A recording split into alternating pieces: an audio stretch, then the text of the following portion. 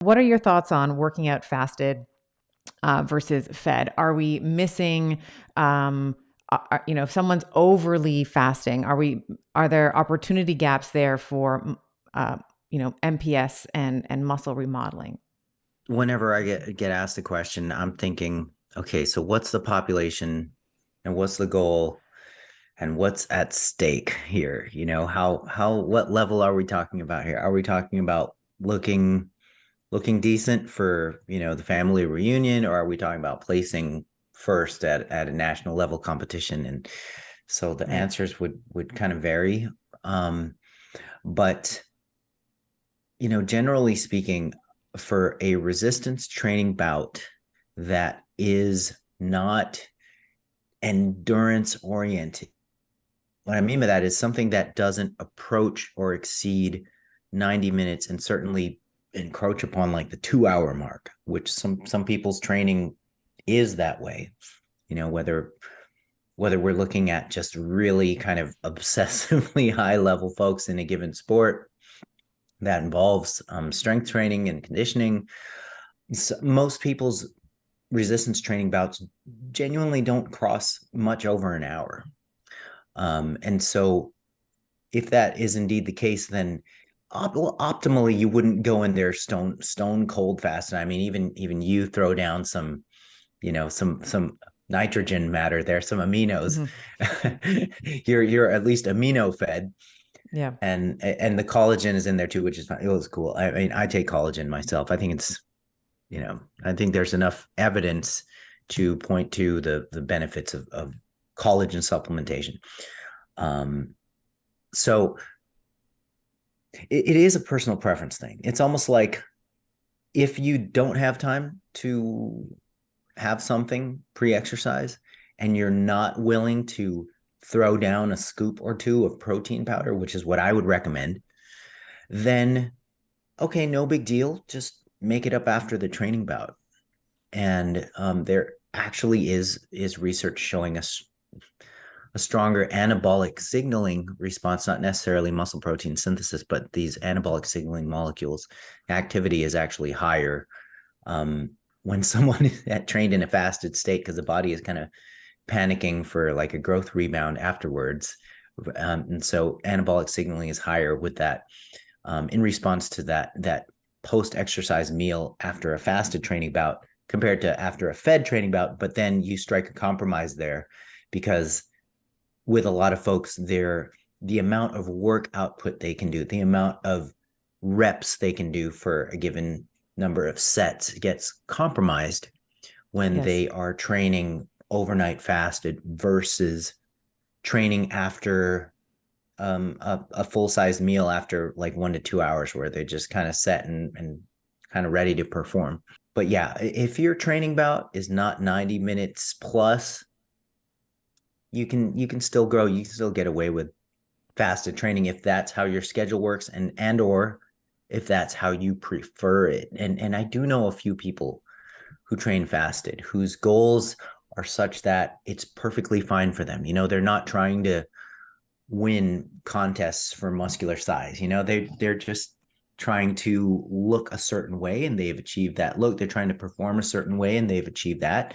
And so therefore their personal preference really is what kind of guides their lifestyle and their quality of life, and they're doing just fine. So yeah, now if you ask me, hey, I want to do like the best possible training performance, and it's got endurance elements in there, and I train for 90 minutes real hard, and I want to be able to push through even the last, like I want the quality of training through the last half hour of my workout to be as good or almost as good as the beginning part.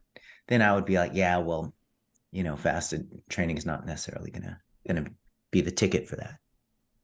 And for just so we're clear on fat loss, the ability when you're training fasted, my understanding is that there's no difference in terms of fat loss or, oxidation, let's say, versus someone who is training fasted versus fed. So, the way that I understand it is, yes, when you're fasted, you're drawing on there's more oxidation sort of during the activity. But then if you are following it with a meal, or someone who is training fasted, they will see that there's almost a phasic shift, let's say, in the beta oxidation, or the fat burning capacity of that individual, sort of that's moved later on to the in the day. So I want to talk a little bit about the difference between fat, because women are like, I need to lose fat. Should I do my cardio or should I do my lifting session fasted? And you can redirect me here if I'm incorrect. But it seems like there's no net difference, let's say, over a 24-hour period of training fasted versus fed. Yeah, that's exactly right. And that's really well put. And I'm going to try not to mess up how eloquently and simply you put that by by following up. But so my colleagues and I, we did a study in 2014-ish, 2014. Sometimes it's all a blur. We did a study, and it wasn't a fasted lifting versus fed lifting studies. There's almost no studies like that. There's just like maybe one or two. And they do show that fed lifting does yield better performance. But we did a study on trainees who did fasted cardio versus fed cardio. So overnight fasted, and then you perform the cardio like moderate intensity, low to moderate intensity for about 50 minutes in the, in quotes, fat burning zone. And we compared that with doing cardio in a fed state, like right after the equivalent of a mixed macronutrient meal. And we ran the experiment for 4 weeks. And we measured body composition at the beginning and body composition at the end. And these were in non-lifting women. So untrained, college-aged women.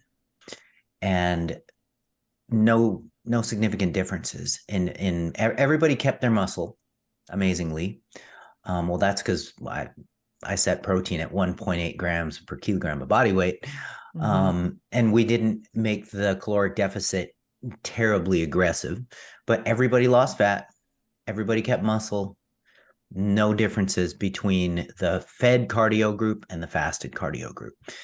And to my knowledge, it's still the only study to date that's looked at controlled hypocaloric conditions, comparing fed cardio with fasted cardio.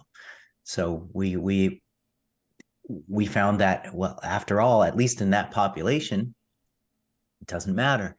But then, like you mentioned, Stephanie, why would there be a difference if we're looking at the same amount of calories consumed at the end of 24 hours and the same macronutritional breakdown between the groups? Like, why would there be a net difference in fat balance? And so, but we just wanted to make sure, is there some magic to training fasted that might occur? And we were open to the idea because that was the legend and the lore of many generations back, like the magic of fasted cardio. We just wanted to test it out. But kind of like you mentioned, it's like when you train, whatever you're fueled on is pretty much what you're going to be burning. So whatever you ingest is what's going to fuel the activity. So let's imagine, somebody eats a high carb meal. They're going to be using those carbs during training. If somebody like ingests a stick of butter prior to training, they're going to be burning a lot of fat during their training. And right. So if somebody trains fasted, then they're going to be oxidizing more fatty acids than they would if they were, if they had some sort of meal. But that doesn't necessarily say much about 24-hour, the balance between fat oxidation versus fat storage in a 24-hour period. Because when you train fasted, yes, you do, in quotes, burn more fat during the training bout. But if you compare another person who trains in the fed state, but both people are eating the exact same thing by the end of the day, then the fasted training person is going to burn more fat during the training bout. The fed training person is going to burn more fat after the battle in the later part of the day, and it all comes out the same in the wash by 24 hours.